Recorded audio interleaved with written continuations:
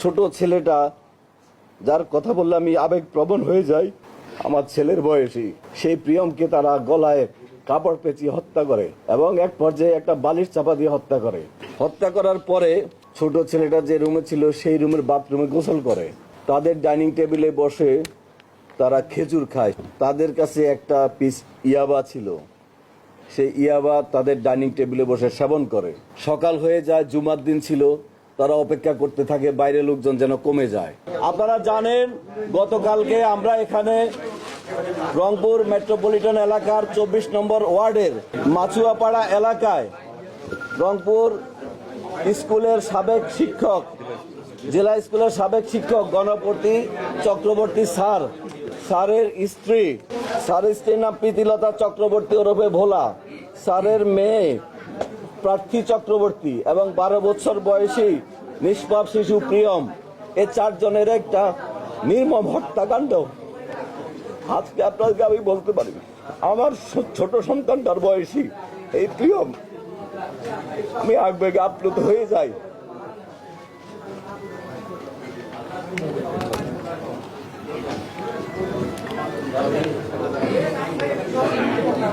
এই হত্যাকাণ্ডের পরে আমাদের রংপুর মেট্রোপলিটন পুলিশ, আমাদের সিআইডি টিম, এখানে সুমিত আছেন, আমাদের ডিবির নরেশ, আমাদের এডিশনাল কমিশনার নরেশ আছেন, আমাদের সনাতন ডিবির টিম সহ আমাদের পুলিশের সকল সংস্থা, গোয়েন্দা সংস্থা, মিডিয়া কর্মী, সমাজকর্মী, সকলের সম্মিলিত প্রচেষ্টায় আমরা অত্যন্ত অল্প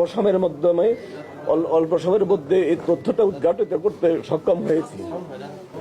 গণপতি চক্রবর্তী স্যার ছিলেন একটা সম্মানিত লোক। ওনার ফ্যামিলি ছিল, কারোর সাথে কোনো কলহ বিবাদ কিছু ছিল না। তো পার্শ্ববর্তী যে বাসাটা উনি এখানে বাড়ি করেছেন, পার্শ্ববর্তী বাসার উপর দিয়ে 2 জন খুনি, তাদের নাম মুগ্ধ দাস, আরেকজনের নাম সিদ্ধার্থ। মুগ্ধ দাস এবং সিদ্ধার্থ পাশের বিল্ডিং এর উপর দিয়ে ওনাদের ছাদে আসে। ছাদে এসে, এটা বৃহস্পতিবার দিবাগত শেষ রাতে, তারা 2 জন সম্পর্কে মামাতো ভাই, ছাদে এসে ওই ছাদে বসে তারা নেশা করে, ইয়াবা সেবন করে। ইয়াবা সেবন করাকালীন গণপতি স্যার, আমাদের ভিকটিম গণপতি চক্রবর্তী স্যার যখন উপরে সাউন্ড শুনে তিনি উপরে যান। খালি গায়ে ছিলেন, কাঁধে একটা গামছা ছিল। তিনি ওদেরকে ওনার ছাদে বসে আড্ডা দেওয়ার ব্যাপারে জিজ্ঞাসা করলে, চ্যালেঞ্জ করলে, ওই 2 জন খুনি, তারা যেটা আমি কথা বলেছি আসামিদের সাথে, আসামিরা তাদের পরিচয় প্রকাশ না করার জন্য, সমাজে তাদের যেন পরিচয় প্রকাশ না হয়ে যায়, তাৎক্ষণিকভাবে ওই স্যারের গলায় যে গামছাটা ছিল সেই গামছা দিয়ে পেঁচিয়ে উনাকে সেখানে হত্যা করেন। গণপতি চক্রবর্তী স্যার যখন স্যারকে খুন করা হচ্ছে তখন উনি বাঁচার জন্য আপ্রাণ চেষ্টা করে এবং কিছু শব্দ হয়। শব্দ শুনে গণপতি চক্রবর্তী স্যারের স্ত্রী প্রীতিলতা চক্রবর্তী ওরফে ভোলা, এই ম্যাডাম উপরে আসার চেষ্টা করেন।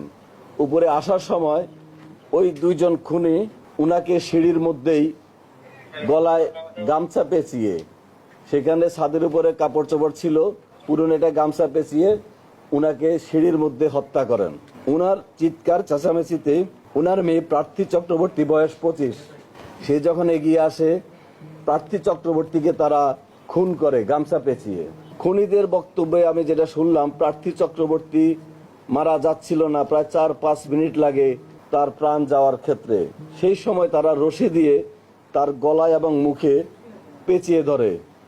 একটা প্যাচ গলার উপর দিয়ে যায়, একটা প্যাচ মুখের উপর দিয়ে যায়। তারা এত জোরে এই রশিটা টান দেয়, তার মুখের চোয়াল ভেঙে যায় এবং চোখটা ঠিকরে বের হয়ে যায়। উনাকে মারার পরে খুনিদ্বয় চিন্তা করলো এই নিচে যায়। নিচে যাওয়ার পরে ছোট ছেলেটা, যার কথা বললে আমি আবেগপ্রবণ হয়ে যাই, রংপুর জেলা স্কুলের 5ম শ্রেণীর ছাত্র প্রিয়ম, আমার ছেলের বয়সী, সেই প্রিয়মকে তারা গলায় কাপড় পেঁচিয়ে হত্যা করে এবং এক পর্যায়ে একটা বালিশ চাপা দিয়ে হত্যা করে। হত্যা করার পরে সকাল হয়ে যায়। এরপরে তারা ওই বাসায় ছোট ছেলেটা যে রুমে ছিল সেই রুমের বাথরুমে গোসল করে। প্রথমে সিদ্ধার্থ গোসল করে, সিদ্ধার্থ বের হওয়ার পরে মুগ্ধ গোসল করে। গোসল করার পরে তাদের ডাইনিং টেবিলে বসে তারা খেজুর খায়। সেখানে একটা বইমে খেজুর ছিল। খেজুর খাওয়ার পরে তাদের কাছে একটা পিস ইয়াবা ছিল। সেই ইয়াবা তাদের ডাইনিং টেবিলে বসে সেবন করে এবং ইয়াবার আলামত আমরা পেয়েছি। ইয়াবা সেবনের পরে সকাল হয়ে যায়, জুমার দিন ছিল, তারা অপেক্ষা করতে থাকে বাইরে লোকজন যেন কমে যায়। যখন জুমার নামাজের সময় হয় তখন তারা, মুসল্লিরা নামাজে ব্যস্ত ছিল, রাস্তাঘাট ফাঁকা ছিল, দুইজন বাসার থেকে বের হয়ে সাথে লুট করে নিয়ে যায়। এর মধ্যে সিদ্ধার্থ, সে একটা স্বর্ণের দোকানের কারিগর, পিকে পাল জুয়েলার্সে 8 বছর যাবৎ স্বর্ণের কাজ করে।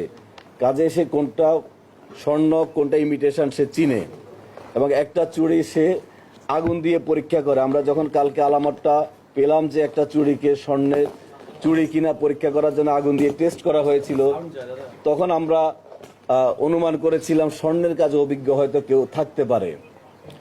আমাদের সেই অনুমানটা সঠিক হয়, সিদ্ধার্থ স্বর্ণের কাজে অভিজ্ঞ। তারপরে তারা এই ঘটনাকে ডাকাতি বলে যেন পুলিশ মনে করে, সেজন্য তারা ইচ্ছাকৃতভাবে জিনিসপত্র এলোমেলো করে, অর্থাৎ তদন্তকে ভিন্ন খাতে প্রবাহিত করার জন্য ইচ্ছাকৃতভাবে এটা করে। দুপুরের দিকে তারা এখান থেকে বের হয়ে যায়। বের হয়ে যাওয়ার আগে সেই বাসায় 2টা ফোন ছিল। ফোনগুলো তারা ডিটারজেন্ট দিয়ে বালতিতে ভিজিয়ে রাখে, ফোনে যেন কোনো ফিঙ্গারপ্রিন্ট না থাকে। তারা বলেছে তাদের স্বীকারোক্তি অনুযায়ী ফিঙ্গারপ্রিন্ট যেন না থাকে, সেই উদ্দেশ্যে তারা এটা পানিতে ভিজিয়ে রাখে। বৃহস্পতিবার দিবাগত রাত্রে, অর্থাৎ শুক্রবার ভোর রাত থেকে শুরু হয়ে এই ঘটনাটা তারা সারাদিন ঘটায়। তারপরে তারা যাওয়ার সময় এই যে আমরা কিছু স্বর্ণ অলংকার ওদের দেখানো মতো উদ্ধার করেছি, এগুলো তারা নিয়ে যায়। নিয়ে ওরা মন্দিরের পিছনে একটা পরিত্যক্ত বাড়ির পরিত্যক্ত জায়গায় সেখানে রেখে দেয়। তাদের দেখানো মতে আজকে এই আলামতগুলা জব্দ করা হয়। মুগ্ধের মামাতো ভাইয়ের ছেলে সিদ্ধার্থ, অর্থাৎ তারা দুইজনে আত্মীয়। আর এই ঘটনা ঘটানোর আগে তারা একটা বাসায় বসে ইয়াবা সেবন করে, সেটা হলো সীমান্তের বাসায়। সীমান্ত খুনের সাথে ছিল না, কিন্তু সীমান্তের বাসায় তারা বসে ইয়াবা সেবন করে। ইয়াবা সেবন করার পরে তারা এই বাসার ছাদে এসে সেবন করে। মুগ্ধ সিটি বাজারে মাছের দোকানে কাজ করে, রামনাথের মাছের দোকানে। মুগ্ধের বাসার সামনে খুশি ওরফে প্রশান্ত নামক ইয়াবা ব্যবসায়ীর নাম পাওয়া গেছে, যে ইয়াবা ব্যবসা করে এবং তার থেকে ইয়াবা কিনে নেয়। প্রতি পিস 350 টাকা ধরে তারা ইয়াবা কিনে। এবং যে বিল্ডিংটার উপর দিয়ে তারা ওখানে যাওয়া আসা করে, সেই বিল্ডিং হলো দেবুদের বিল্ডিং এর উপর দিয়ে যাওয়া আসা করে। দেবুদের বিল্ডিং, পাশের বিল্ডিংটা গণপতি স্যারের বিল্ডিং এর ছাদে বসে তারা এভাবে নেশা করে। স্যারের ওয়াইফকে তারা কাকি বলে সম্বোধন করত। তো ছোট ছেলেটাকে মারার কারণ হলো সিদ্ধার্থের একটা ছোট ভাই আছে অপূর্ব। অপূর্ব এই খুন হওয়া নিষ্পাপ শিশু প্রিয়মের সাথে খেলাধুলা করে এবং প্রিয়ম এই খুনিদেরকে চিনে। প্রিয়ম এবং অপূর্ব ছোট ছোট শিশু, তারা বন্ধু বান্ধব একসাথে খেলাধুলা করে। তখন সিদ্ধার্থ সিদ্ধান্ত নেয় যে প্রিয়মকে দুনিয়া থেকে সরায় দিবে। সিদ্ধার্থ এবং মুগ্ধ দুইজনে একসাথে ঝাঁপিয়ে পড়ে নিষ্পাপ শিশুর উপর, কাপড় পেঁচিয়ে হত্যা করে, তার চোখ ঠিকরে বের হয়ে যায়। এরপরে বালিশ চাপা দিয়ে হত্যা করে। তারপরে আমি যেটা আগে বলেছি, তারা খুনের পরে গোসল করে ওখানে বসে খেজুর খায়, ওখানে বসে ইয়াবা খায়। তারপরে যখন দুপুরের দিকে ফাঁকা হয়ে যায়, পাশের বিল্ডিং এর ছাদ দিয়ে লাফ দিয়ে বসে তারা চলে যায়। এর আগে ওরা ওখানে চেয়ারে বসে রেস্ট নেয়। আমরা যারা আমাদের এই কাজে সহযোগিতা করেছেন, এই ব্যাপারে মামলা রুজু হয়েছে। কোতোয়ালি থানার মামলা নম্বর 43 ধারা 302-34 দণ্ডবিধি। মামলাটা সঠিক তদন্তের মাধ্যমে, সুষ্ঠু তদন্তের মাধ্যমে আমরা যেন অতি দ্রুত আমাদের পুলিশের যে করণীয় অংশটুকু চার্জশিট দাখিল করতে পারি এবং প্রকৃত আসামি তাদের যেন বিচারের আওতায় আনতে পারি, আমরা সে চেষ্টা করে যাব ইনশাল্লাহ।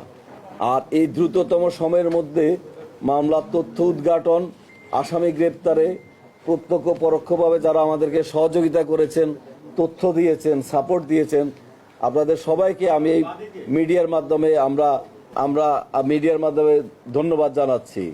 মামলার বাদী আমি এইমাত্র জাস্ট মামলা নম্বরটা ফোন করে ওসি সাহেবকে নিয়েছিল মামলা। আচ্ছা, আমরা এটা আপনাদেরকে জানাচ্ছি, যেহেতু এই জিনিসটা আমরা একটা খুব ডিলেমার মধ্যে ছিলাম, এটা কি খুন নাকি ডাকাতি, আমরা এই জিনিসটা নিয়ে আমরা খুব দ্বিধাদ্বন্দ্বে ছিলাম, যার ফলে আসামিরকে নিয়ে ইন্টারোগেশন, আসামি অ্যারেস্ট করা, আসামি ইন্টারোগেশন করা, এগুলো নিয়ে আমরা ব্যস্ত ছিলাম এবং আছি। আমি আপনাদের মাধ্যমে আমাদের এই দক্ষ টিমকে ধন্যবাদ জানাতে চাই, যারা রংপুর মেট্রোপলিটন পুলিশে একটা টিম ওয়ার্কের মাধ্যমে রংপুর মেট্রোপলিটন পুলিশকে জনগণের সেবক হিসেবে উপস্থাপন করতে পারছে। এই দ্রুততম সময়ে এরকম একটা চাঞ্চল্যকর ঘটনার তথ্য উদ্ঘাটন করা, আমি মনে করি এটা আমাদের সহকর্মী যারা আছেন, যারা এই কাজে যুক্ত আছেন, যুক্ত হয়েছেন, যারা আজকে এই তথ্যটা উদ্ঘাটিত করেছে, তাদেরকে আমি ধন্যবাদ জানাবো। আপনাদের মাধ্যমে আমি ধন্যবাদ জানাই এবং আমি আপনাদের মাধ্যমে অনুরোধ করব, আগে আমি রংপুরে জয়েন করার পর আপনাদের সাথে কথা বলেছি, মাদক এই রংপুরতে এটা অনেক বড় সমস্যা। আমি খুব চেষ্টা করে যাচ্ছি, আমাদের সহকর্মীরা চেষ্টা করে যাচ্ছেন, বাট মাদক নির্মূলের ক্ষেত্রে আমাদের সকলকে হেল্প করতে হবে, সমাজের সবাইকে যার যার অবস্থান থেকে হেল্প করতে হবে। এই যে 1 পিস 2 পিস ইয়াবা বিক্রি হয়, বাসায় বসে সেবন করে অনেকে, হয়তো এটা আমাদেরকে না জানালে আমরা জানতেও পারি না। তো আমরা এই যে আলামতগুলো আপনারা দেখছেন, আর আমরা যদি দরকার হয় 2-1 দিন পরে আবার আমরা আপনাদেরকে আমাদের তদন্তের অগ্রগতি আমরা জানাবো। তদন্ত